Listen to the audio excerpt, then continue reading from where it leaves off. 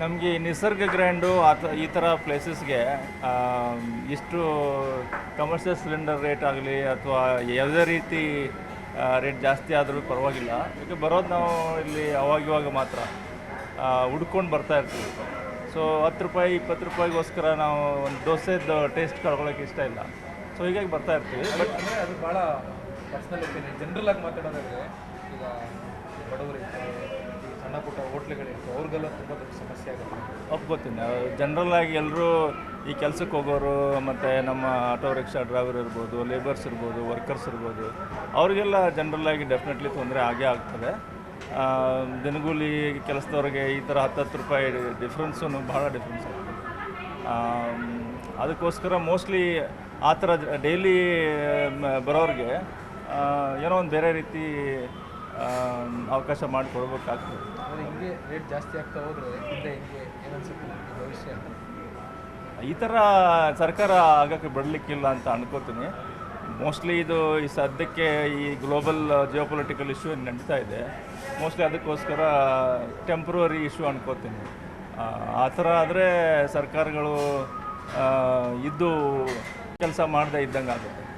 So ಈ ಥರ ಬೆಲೆ ಅಥವಾ ಜನರಲ್ಲಾಗಿ ಏನು ಪಬ್ಲಿಕ್ಕಿಗೆ ಅಫೆಕ್ಟ್ ಆಗುವಂಥ ಏನು ಚೇಂಜಸ್ ಬರ್ತವೆ ಅದನ್ನು ಟೆಂಪ್ರವರಿ ಟೈಮಲ್ಲಿ ಏನೋ ಮ್ಯಾನೇಜ್ ಮಾಡ್ಬೋದು. ಬಟ್ ಕಾಲಾವಕಾಶದಿಂದ ಅದು ಮೋಸ್ಟ್ಲಿ ಮ್ಯಾನೇಜ್ ಮಾಡ್ತಾರೆ ಅನ್ಕೋತೀನಿ. ಈಗ ಗ್ಯಾಸ್ಗಳದೆಲ್ಲ ಏರಿಕೆ ಆಗಿದ್ದಕ್ಕೋಸ್ಕರ ತುಂಬ ಕಷ್ಟ ಆಗ್ತಿದೆ ಜನರಿಗೆ.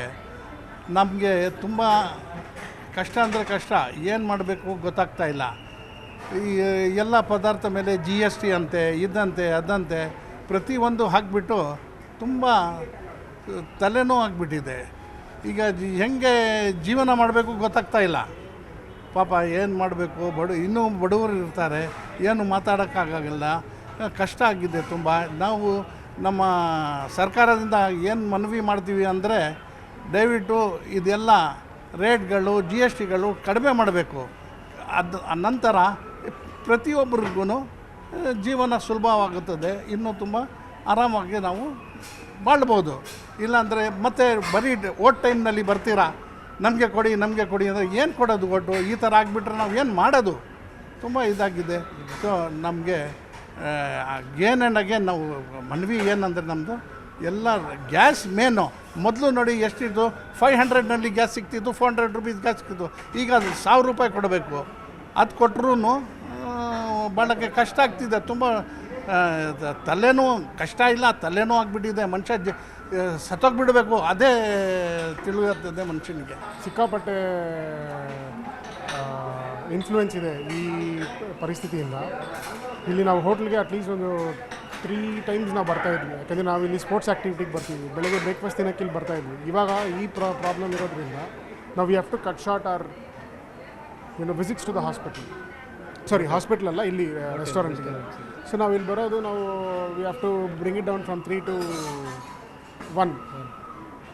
So it is got a heavy influence on public. ಹಿಂಗೆ ಜಾಸ್ತಿ ಆಗ್ತಾ ಹೋದರೆ ಹಿಂಗೆ ಜೀವನ ಮಾಡೋದು, ರೇಟ್ ಹಿಂಗೆ ಹೈಕ್ ಆಗ್ತಾ ಹೋದರೆ ಸೀರಿಯಸ್ಸಾಗಿ ಗೊತ್ತಿಲ್ಲ ಅದು ಹೆಂಗೆ ನಾವು ಅದನ್ನು ಇದು ಮಾಡೋಕ್ಕಾಗುತ್ತೆ ಅಂತ. ಈ ಗೌರ್ಮೆಂಟ್ ಬಂದುಬಿಟ್ಟು they should take some initiative in reducing this price at least. ಅವರು ಏನಾದರೂ ಬೇರೆ ಏನಾದರೂ ಮಿಟಿಗೇಷನ್ ಮಾಡಬಹುದಾ ಅಂತ ಅವರು ಯೋಚನೆ ಮಾಡಬೇಕು. ಯಾಕಂದರೆ ಸಾಮಾನ್ಯ ಜನ ತುಂಬ ಸಫರ್ ಆಗ್ತಾ ಇರೋದ್ರಿಂದ. ಅದು ರೆಸ್ಟೋರೆಂಟ್ಸಲ್ಲಿ ಐ ಥಿಂಕ್ ಒಂದು 1 ಮಂತ್ ಬ್ಯಾಕ್ ಬಂದುಬಿಟ್ಟು ನಾವು ಇಲ್ಲಿ ಬಂದರೆ ನಮಗೆ ದೋಸೆನೇ ಸಿಗ್ತಾ ಇರಲಿಲ್ಲ. ಹೋಟ್ಲವರು ಬಂದುಬಿಟ್ಟು they have to cut down on their menu. ಯಾಕಂದರೆ ಅವರು ಆಯಿಲ್ ಯೂಸ್ ಮಾಡಿ ಪೂರಿ ಮಾಡೋದಕ್ಕೂ ಇಲ್ಲ ದೋಸೆ ಮಾಡೋದಕ್ಕೆ ಅವ್ರಿಗೆ ಆಗ್ತಾ ಇರಲಿಲ್ಲ. So they have to focus only on steamed food. ನಿರ್ಭೀತ, ನಿಷ್ಪಕ್ಷಪಾತ, ವಿಶ್ವಾಸಾರ್ಹ ಸುದ್ದಿಗಳಿಗೆ ಮತ್ತೊಂದು ಹೆಸರಾಗಿರೋ ನ್ಯೂಸ್ 18 ಕನ್ನಡ ಈಗ ಆಪ್ನಲ್ಲೂ ಲಭ್ಯ ಇದೆ. ದಯವಿಟ್ಟು ಇಲ್ಲಿರೋ QR ಕೋಡ್ ಅನ್ನು ಸ್ಕ್ಯಾನ್ ಮಾಡಿಕೊಂಡು ಆಪ್ ಡೌನ್ಲೋಡ್ ಮಾಡೋದಕ್ಕೆ ಮರಿಬೇಡಿ. ನಿಮ್ಮ ಬೆಂಬಲ ಹೀಗೆ ಸದಾ ನಮ್ಮೊಂದಿಗಿರಲಿ. ಧನ್ಯವಾದ.